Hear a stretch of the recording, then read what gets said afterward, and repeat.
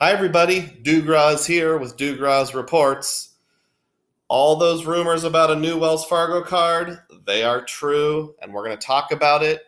This is the replacement, or at least kind of the replacement for the Wells Fargo Propel card. It's called the Active Cash card, and we'll take a look at that. Before I dive in, though, on this channel, we talk about credit card rewards and finding epic value for the average American. If that sounds interesting to you, please subscribe to the channel and please click the thumbs up button. Let's dive in.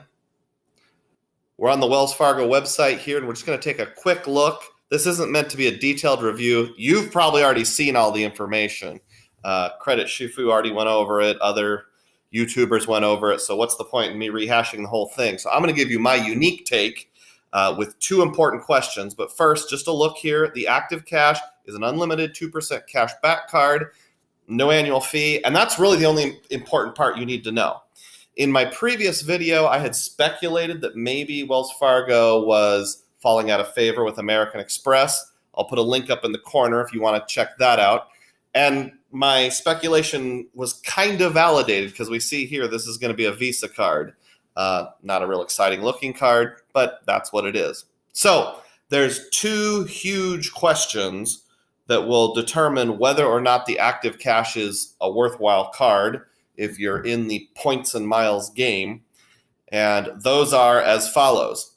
Question number one, will you be allowed to transfer points from the Active Cash card to the Wells Fargo Signature Visa?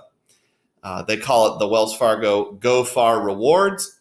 And the reason I ask that is because that other card, the Wells Fargo Signature Visa, gives you a 1.5 modifier when you spend on travel purchases. So your 2% would effectively become 3%. Let me clarify, 1.5 modifier on flights booked through their portal. And as I mentioned in my last video, I think Wells Fargo has the most fair travel portal of any of them. I don't see any inflated prices. So that's a big if, because if the 2% becomes a 3% and those are both no annual fee cards, that's pretty huge, but we don't know the answer to that yet. If I were to speculate, I would guess they probably would just keep it all in-house, let you transfer from card to card, but time will tell.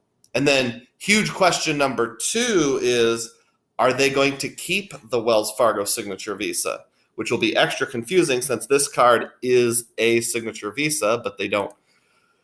They have a name for it, the Active Cash. The old card, the one that I'm talking about that's mostly black and has like a wagon train on it right here, the Wells Fargo Visa Signature. Are they going to keep that card? Up here's what I was talking about earlier, 50% more value when redeemed for airfare. For example, 20,000 Go Far points is a $300 value towards airfare. And I've used this several times. It checks out. It really is. So if they have the Active Cash card, but they get rid of this Visa Signature and don't replace it with something similar that gives you that 1.5x boost or the 50% boost, then it won't be that big of a deal. Well, again, time will tell. The Active Cash card is coming in July sometime, so we'll find out more information about that. In the meantime, put some comments down below. Let me know what you think. I'd love to hear what you think. And as always, may your spending be frugal and may your points be plenteous. Thanks for watching.